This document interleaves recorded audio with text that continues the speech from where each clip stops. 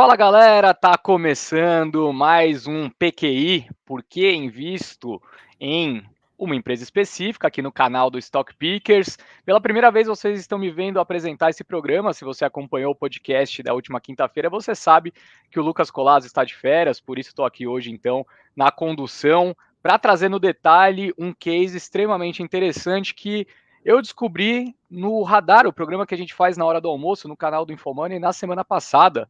Mas antes disso, deixa eu apresentar o nosso convidado. Quem está comigo hoje é João Lorenzi, sócio e analista da Encore Asset Management. Fala, João, seja muito bem-vindo. Muito obrigado por aceitar mais um convite nosso. E se você puder, se apresente aí para a galera que não te conhece. Todo mundo deve te conhecer, mas caso não conheça, se apresente aí. O pessoal costuma falar em 30 segundos, mas use o tempo que você achar necessário. Claro, vou tentar ser breve, que é difícil para o meu caso aqui, você me conhece. Mas meu nome é João, eu trabalho aqui na Encore. Eu estou analisando ações desde 2017 e óleo e gás especificamente, que é o setor da Tenaris, desde setembro de 2018.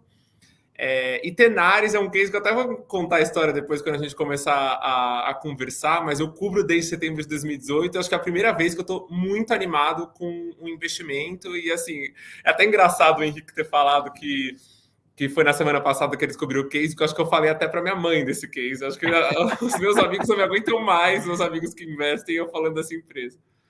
Boa, isso só mostra a convicção no case e por isso que é importante você prestar bastante atenção aqui no nosso programa. Bom, como eu estava dizendo, o João já se apresentou um pouquinho, ele é um grande especialista quando assuntos são empresas ligadas ao setor, né, ao segmento de commodities. Por isso, então, eu convidei o João na semana passada para participar do Radar naquele dia que tinha saído a notícia que o Adriano Pires ia se tornar o CEO da Petrobras, enfim, menos de uma semana de distância, a gente já sabe que nada disso aconteceu, mas veja só, então, que loucura, uma semana depois a gente conseguiu trazer um case super interessante como fruto daquele radar, que é o que o João adiantou, Tenaris. Tenaris, que opera sob o ticker T1SS34, a BDR aqui no Brasil. E, João, eu já te disse aqui anteriormente, eu não manjo nada da empresa, eu acho que pouca gente aqui no Brasil conhece, por isso que eu vou te pedir encarecidamente para você nos passar quem é a Tenaris, contar um pouco da história dela, o que ela faz, enfim, trazer esse panorama para todo mundo ficar na mesma página. Claro, com certeza. A Tenaris, ela é uma empresa do grupo Tequinte. Então, para começar, ela é uma empresa ítalo-argentina. Ela é listada oficialmente em Milão. Ela tem uma DR nos Estados Unidos, na Bolsa Americana, então ela é bem líquida lá também. Geralmente, quem investe é ou europeu, que gosta muito, geralmente, da empresa, ou alguém dos Estados Unidos, e alguns brasileiros / latino-americanos que acabam olhando mais a empresa. Mas, basicamente, ela é uma empresa do setor de oil field services, que não é diretamente quem produz petróleo, mas é quem produz bens ou serviços que ajudam na produção de petróleo. Então, quem presta serviço, tanto equipes que vão ajudar a perfurar o poço, quem tem a sonda que perfura o poço e aluga ela, ou quem produz, no caso da Tenaris, um tubo que a gente chama de Oil Country Tubular Good, ou CTG, que é o produto que a Tenaris produz. Ela é a empresa que produz um tubo que liga o reservatório de petróleo até trazer o petróleo para a superfície, onde ele vai ser processado para depois ser revendido, porque precisa ser repressurizado, tirado algumas impurezas eventualmente, ou basicamente ser posto em caminhão, por exemplo, ou num pipeline. Então, quem produz esse tubo é a Tenaris. A empresa foi fundada em 1948, né? Se eu não me engano, deixa eu até pegar aqui minha colinha. É isso aí. Ela foi fundada na Argentina, basicamente. Ela era uma produtora de aço na Argentina, que acabou começando a produzir esse produto. Ela fez o primeiro M&A grande dela lá nos anos 80. E aí a estratégia da empresa ela é bem simples, digamos assim. Ela vai tanto crescendo organicamente com capacidade que tenha um custo baixo, quanto fazendo aquisições de concorrentes para aumentar o share e o poder de precificação dela dentro do mercado. Então, só para dar um exemplo, entre junho de 93 e março de 2019, que foi a última aquisição dela, eu contei mais ou menos 15 aquisições que ela fez. Então, essa é mais ou menos a estratégia dela. Até ela chegar hoje numa empresa que, dentro desse mercado de Oil Country Tubular Good, ela tem 37% do share global. Então, ela basicamente é a líder. A segunda maior tem menos da metade disso. Então, essa é a Tenaris. Perfeito. E para a gente entrar um pouco mais no detalhe, já que a gente agora entende do que se trata essa tal de Tenaris, né, João? Eu queria que você contasse, já que você tem todo esse background no setor, o que te leva a estar tão positivo para o case? E aí já vou até complementar essa dúvida com uma segunda que é em relação à performance recente da empresa, né? Porque, bom, às vezes a gente pode estar super otimista, de repente, para uma perspectiva mais macro ou micro da própria companhia, mas, de certa forma, o mercado já pode ter se precificado, antecipado tais movimentos. E eu notei que de novembro para cá as ações da Tenaris já se valorizaram 50%, né? Então, um pouco tempo, então, coisa de 3, 4 meses. Então, por que vocês seguem, então, otimistas para o papel? A parte da subida da Tenaris foi porque o setor de petróleo como um todo acabou subindo, né? Mas assim, eu vou contar a história de como eu entrei em Tenaris e por que eu comecei a olhar a empresa de novo. Porque eu acho que é engraçado que durante a minha vida profissional, faz uns 7 anos que eu faço isso já, 6, 7 anos, eu sempre escutei que os bons cases acabam chegando para você e não necessariamente você indo procurar eles. Uhum. E Tenaris começou numa... Eu sempre segui a empresa, então desde setembro de 2018. Só que a empresa sempre foi uma empresa chata, assim, de cobrir, porque chata, no bom sentido. A empresa, ela sempre foi net cash, caixa líquido, ela nunca teve problema de dívida, sempre pagou dividendo. Só que não crescia muito ali o quanto ela gerava de lucro, não era um case empolgante, né? Ela sempre estava ali, a ADR dela, se você for ver, que é TS, o ticker, estava sempre ali em torno dos 34, 35 dólares. Era uma empresa que não dava muita excitação de cobrir, assim. E aí, Uhum. num belo dia, por causa desse problema todo que teve de Covid, porque todo mundo achou que o petróleo fosse acabar, a empresa caiu para 9 dólares. Uhum. E nessa volta que teve, eu tava num almoço com uma amiga minha da Quest, e aí ela falou, cara, em Tenaris, assim, sabe quando aquele case que, nossa, é essa empresa que a gente cobriu um dia e a gente não lembra mais? E aí eu falei, é verdade, Uhum. Tenaris. E a gente começou a ir mais atrás, e a gente já tava, né, otimista com o petróleo, e achando que o investimento em petróleo, ele necessariamente ia ter que subir para pelo menos manter a produção no nível igual, não tem como o mundo sobreviver com o preço de petróleo tão alto, e nem com um investimento de petróleo tão baixo quanto em 2020. E aí a Uhum. gente começou a ir atrás do que é a Tenaris hoje, né? Como ela está posicionada. E o que a gente achou em Tenaris era um ambiente em que o mercado estava muito reticente com achar que a Tenaris ia ter uma subida de lucro, ou de EBITDA, ou de qualquer coisa que você olhe em métrica operacional nos próximos trimestres, por reticência de achar que o mundo talvez ou não estivesse olhando a Tenaris, né? As empresas, o mercado acabou deixando de olhar, porque ficou um pouco interessante nesse período de 2020 que o petróleo ficou ruim. Ou basicamente você tinha um mercado que estava achando que não vão investir em petróleo por qualquer motivo que seja. Uhum. Então, a Tenaris é um case hoje que eu acho que o mercado está muito para trás do que eu acho que ela vai entregar de earnings ou de lucro, ou qualquer métrica que você use. Então, é um case de revisão para cima do mercado, de o mercado perceber que não, eu acho que eu estou sendo muito pessimista com a empresa. Então, é o Uhum. tipo que eu mais gosto, porque é um tipo que você não conta com ali o mercado querendo pagar mais, porque a empresa é mais legal, qualquer coisa do tipo, mas é o mercado errando os números. Uhum. E aí, só para você ter uma ideia, o EBITDA da Tenaris normalmente seria uns 2,5 a 3 bilhões de dólares por ano. Quando eu comecei a cobrir de novo a Tenaris, né, que eu retomei o case lá no final de 2021, para apresentar aqui para o pessoal tinha na conta 1,7 bilhões e hoje o consenso já está em 2,2. Uhum. E o consenso que eu acho que está mais em linha junto com o meu número está em 2,8. Então você vê a subida que teve, né? O consenso pulou de 1,7 para 2,2 e o meu número foi de 2 para 2,8 bilhões em 2022 já.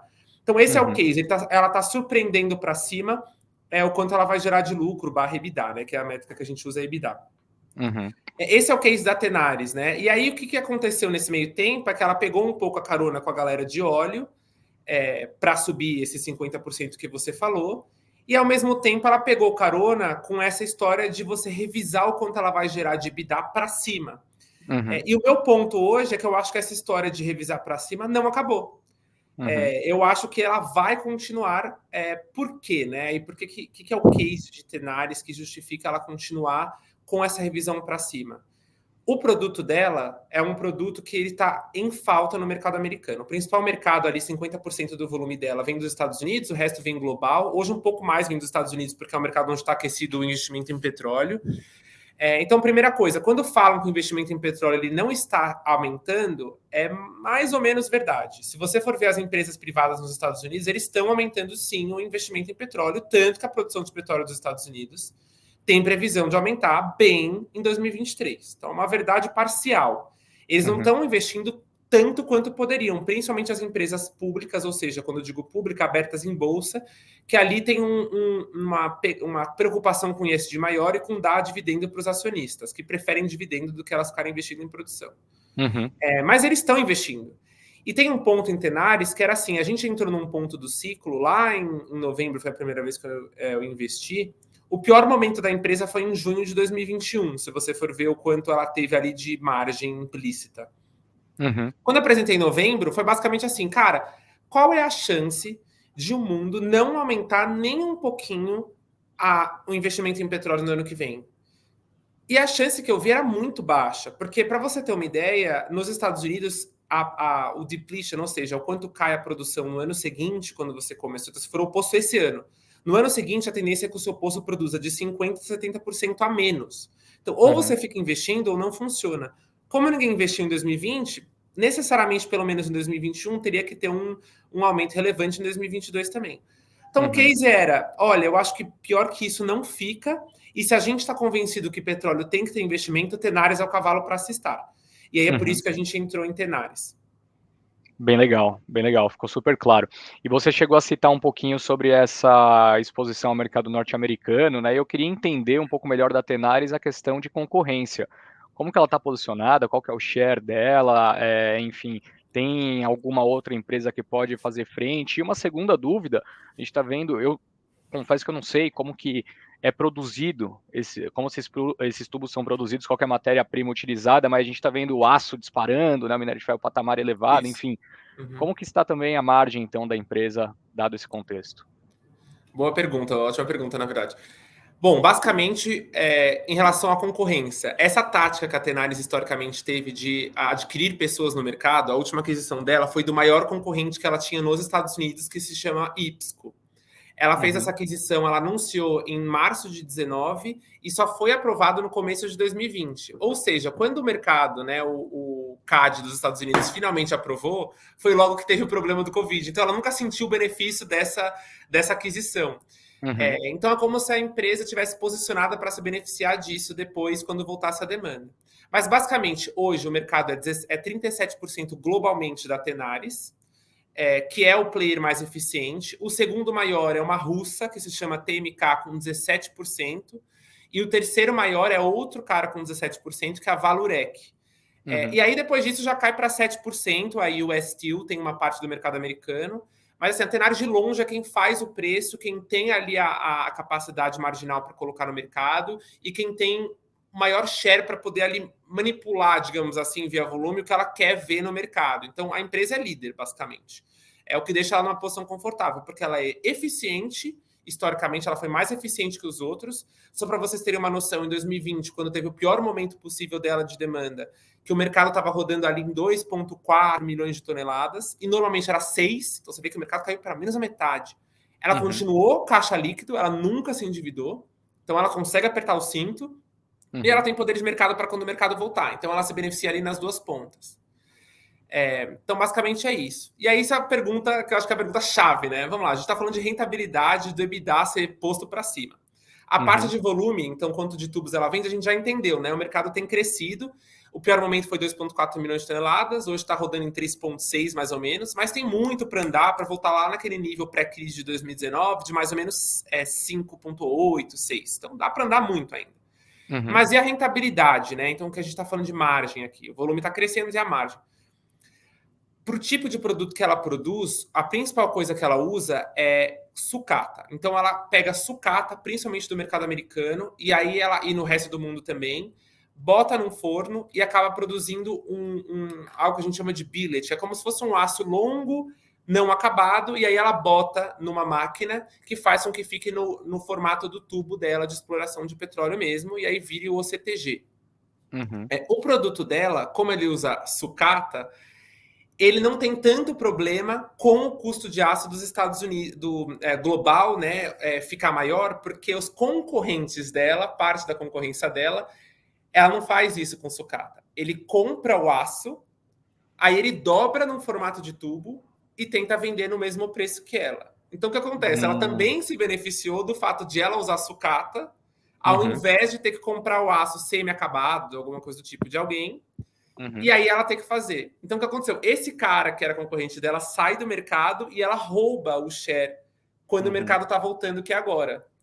Resultado, o preço começou a subir e a subir, o preço do produto dela, né, o CTG, começou a subir, a subir, a subir, porque o mercado está voltando. Aquele cara que desligou capacidade porque não conseguia concorrer com a Tenaris, que o custo estava muito alto, não voltou a tempo. Hoje ele não está conseguindo voltar porque ele não tem gente para contratar. Por incrível que pareça, esses boatos que a gente escuta de que a galera nos Estados Unidos não quer trabalhar com coisa do tipo, parece que são reais, porque a galera está com problema de voltar com capacidade de tubo lá. Então, quem está se beneficiando do preço que sobe, da capacidade que sobe, são os players que ficaram no mercado. Entre eles, acaba sendo a própria Tenaris. E aí, dando exemplos do que era a margem antes e a margem depois. A margem histórica da Tenaris, em 2000, aí vou pegar sempre dados de 2019, de preço de margem aqui. Hoje, o produto da Tenaris tá $3.000 quase por tonelada, tá? Em 2019, rodava em mais ou menos $1.700, e no pior momento dela, rodou em mais ou menos $1.300. Então, hoje você vê que tá mais que o dobro do pior momento e tá, sei lá, 60% a mais do momento normalizado dela, que era 2019.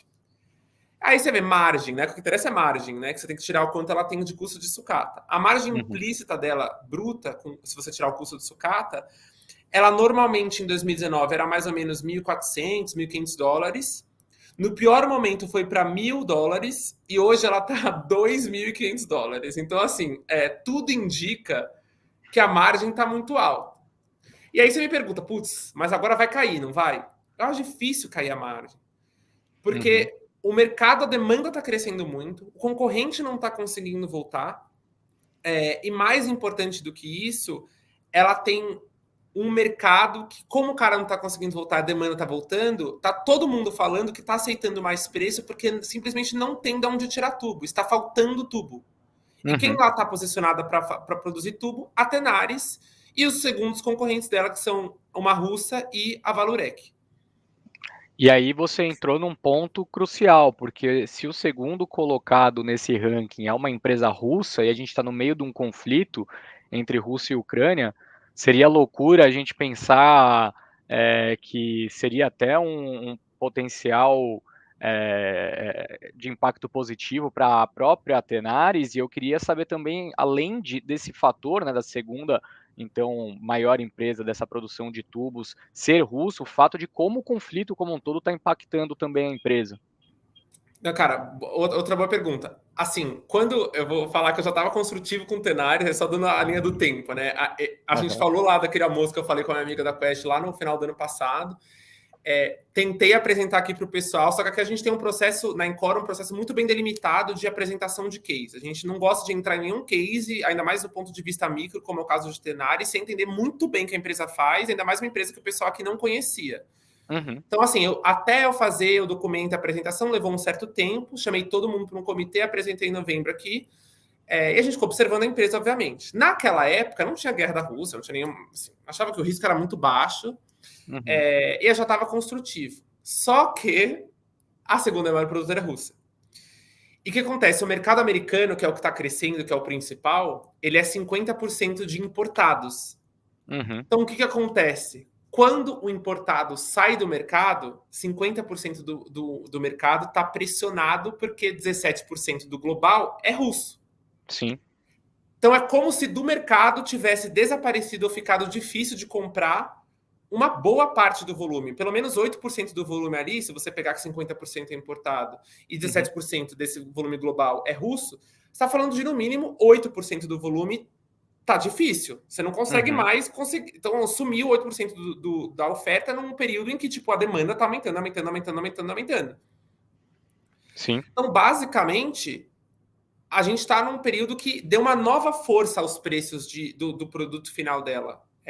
Você ter esse problema na Rússia.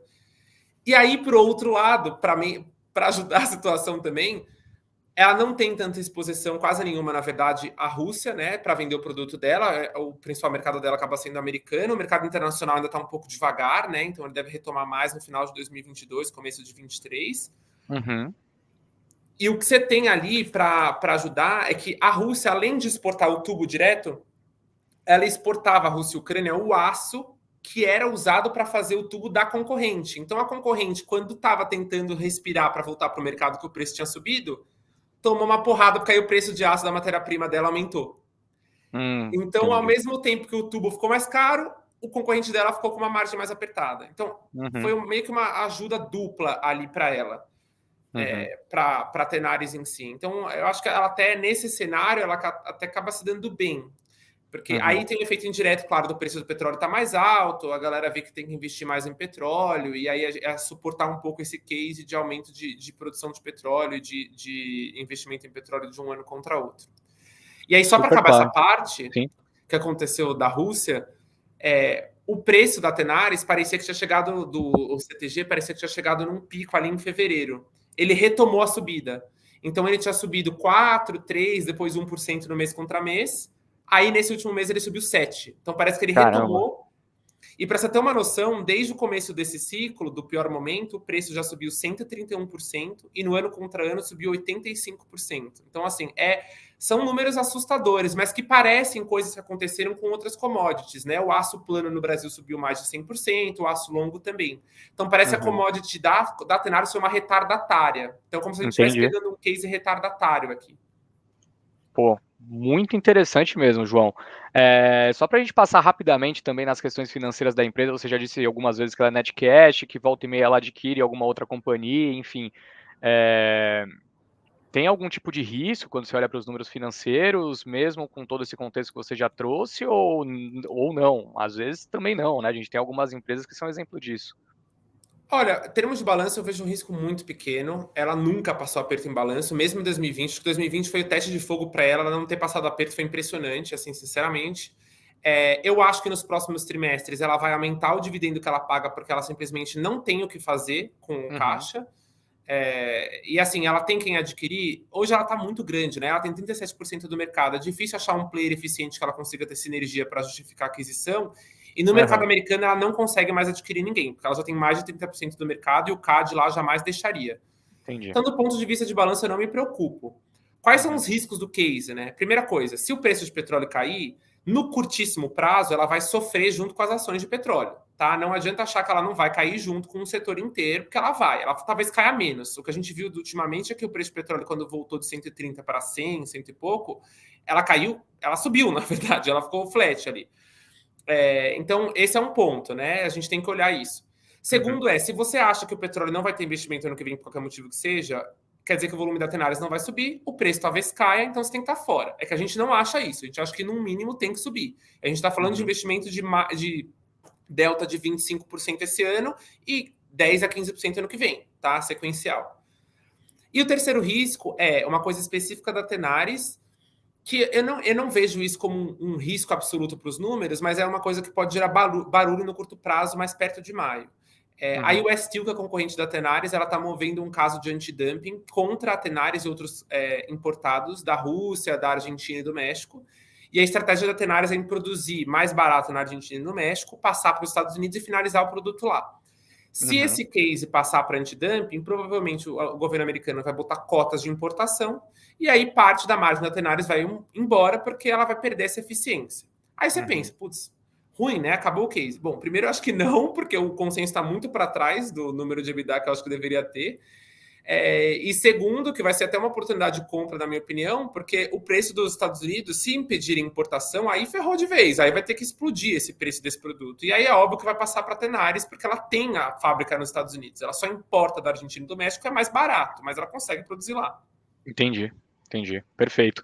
E, João, assim, você, pô, passou até mesmo os riscos, de certa maneira, não são tão assustadores assim, e a gente está falando sobre surfar esse novo momento do petróleo, né? E a pergunta que eu tenho para te fazer é em relação a essa dinâmica. Por que o que justifica estar posicionado em Tenaris e não numa empresa diretamente ligada ao setor? Ela está diretamente ligada, mas por que não Uhum. numa empresa de petróleo e sim na Tenaris? Cara, eu acho que a Tenaris era um case mais micro do que um case especificamente de quer usar uma empresa, um equity, como veículo de investimento em petróleo, né? Porque às vezes tem algumas empresas que você entra no setor porque você quer, o preço do petróleo vai subir, eu vou entrar nessa empresa porque ela é alavancada a petróleo, então você está meio que usando ela como um derivativo de petróleo. Não é Exato. por causa do case micro dela. A Uhum. Tenaris é um case micro, não é porque o preço de petróleo caiu agora que a demanda de tubos de OCTG vai sumir do mapa. Uhum. Na minha opinião, vai continuar ali, simplesmente porque, por exemplo, quando você no Brasil, a Petrobras, ou uma empresa gringa grande, o Aramco da vida, toma a decisão de investir num campo de petróleo, ela não vai mudar porque o preço de petróleo caiu $20, entendeu? É uma decisão Sim. gigantesca. Uhum. Então, é um case micro que eu acho mais robusto do que simplesmente você usar como ETF ou como derivativo de petróleo. Uhum. Outra coisa boa de Tenaris é que se você for olhar no fundamento, né? Aí tirando a emoção de preço de petróleo caiu, todo o setor caiu, olhando o fundamento pequeno, olhando no micro.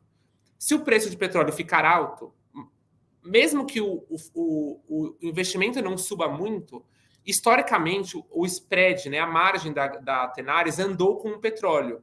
Porque as empresas que compram o produto dela estão mais dispostas a gastar mais para poder investir mais e porque eu estou ganhando mais caixa, então eu consigo passar preço. Uhum. Se acontecer o contrário, o preço de petróleo cair, do jeito que as coisas estão hoje, se não tiver um colapso recessivo, alguma coisa do tipo, ele vai ter caído muito mais pelo lado da oferta. Uhum. E aí, se for pelo lado da oferta, porque com certeza a Tenaris teve um aumento de demanda. Uhum. Uhum. Então, hoje está com um ambiente bom para ela. E para finalizar, tem uma pesquisa proprietária de uma consultoria que todo mês ela roda e ela pergunta para os distribuidores desse tubo se eles acham que como está o estoque e tudo mais, e eles acham que 90% dos distribuidores acham hoje que o preço da Tenaris vai subir pelos próximos 2 meses. E no resultado da Tenaris demora 6 meses para o preço passar. Então, hoje ela está passando o preço de 6 meses atrás. Só que Entendi. você imagina, 6 meses atrás o preço estava muito mais baixo. Se ele está Uhum. 85% acima hoje, quer dizer que daqui a 2 trimestres ele vai estar passando esse 85%. Então é meio que a gente está contratando expansão de EBITDA por um bom tempo. Perfeito.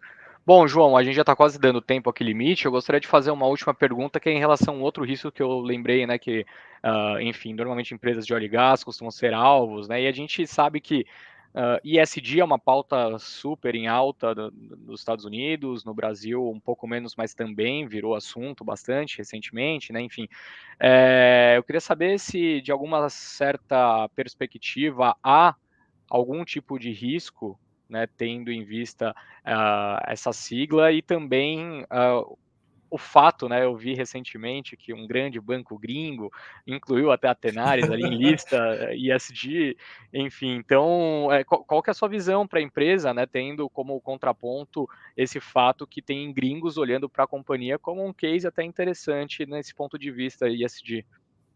Opa, caiu aqui, já viu isso? Fez pergunta de SG para óleo e gás, caiu aqui a ligação. Puta, Henrique, desculpa aí. Não, eu vou ser super sincero para você. Quando eu apresentei o case aqui, a principal pergunta foi, cara, e se tomar um derating, né? Se a galera É. quiser pagar menos, porque agora a Tenaris tem um problema de ESG. Aí o que eu fiz Uhum. foi, vou exercitar os números, né? Então, assim, se eu fizer a Tenaris crescer -1 nominalmente depois de 2025, que é onde eu tenho visibilidade, 2024, que seria o próximo ciclo de investimento em petróleo, o Uhum. que acontece com a empresa? Mesmo assim, ela valia, na época que eu fiz, $32, né? Hoje eu tô falando de 36, $40 e tal, mas de preço. Hoje na tela tá 30, então ainda tem para subir. Mas o Uhum. meu ponto é esse, assim, eu exercitei os números. Do ponto de vista de Uhum. ESG, a empresa, ela tem problemas. O problema dela é o Scope 3, né? O que é Scope 3? É você vender o seu produto, você não emite, mas alguém emite. Então, Uhum. o cara que você está vendendo, ele tem um Scope 3 muito grande, porque ele está produzindo combustível fóssil que vai ser vendido para alguém que vai queimar e jogar na atmosfera. Então, Uhum. esse é o problema dela. Ela vende para alguém que emite. Ela mesma não tem muito problema disso, porque ela usa sucata. Então, no final do dia, ela está reciclando. Uhum. Então, ela no Scope 1 e 2, que é o que ela usa mesmo, ela não emite muito. E ela é Entendi. bem eficiente. O problema é o Scope 3. Então, assim, é um case ESG? Eu não classificaria como case ESG, não. Ela está olhando Uhum. alguns investimentos, tá? Em outras coisas, usando os tubos dela, como investimento eólico, que ela está usando a parte dela de fabricação de aço para ajudar. E aí ela pode migrar nos próximos anos. Mas hoje, quer um case puramente ESG, eu não entraria em Tenaris. Só que assim, veja, a gente no começo estava todo mundo do mercado ignorando a necessidade de investimento em energia. Então a gente queria pular de um dia para o outro para uma energia totalmente limpa, a gente já viu que não é assim.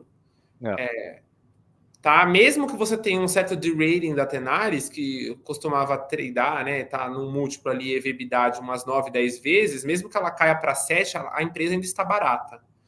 Então, eu acho que tem esse ponto importante. Bom demais, João. Acho que ficou super claro. Em meia hora a gente conseguiu ter uma perspectiva incrível de uma empresa que até pouco tempo atrás eu nem sabia direito da existência. Já tinha ouvido falar, mas não sabia direito o que fazia. Você me apresentou um pouquinho na semana passada e hoje a gente pôde discorrer então em cima do tema.